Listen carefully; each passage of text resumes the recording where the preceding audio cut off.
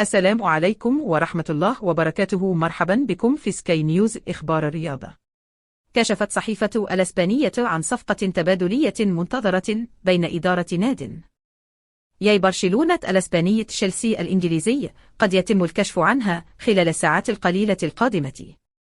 وأضاف المصدر نفسه أن إدارة الباريس وضعت اسم النجم المغربي حكيم زياش بديلا جد محتمل للهولندي ممفيس ديباي بعد انتقاله لأتلتيكو مدريد.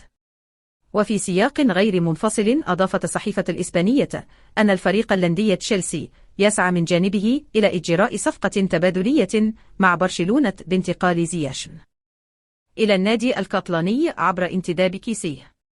وتأتي المساعي المتبادلة لكل من الباريس وتشيلسي تجاه أحد صانعي إنجاز أسود خلال الكأس العالمية الأخيرة بقطر تزامنا مع الثقة الكبيرة التي يتمتع بها الدولي المغربي حكيم زياش بفريقه تشيلسي.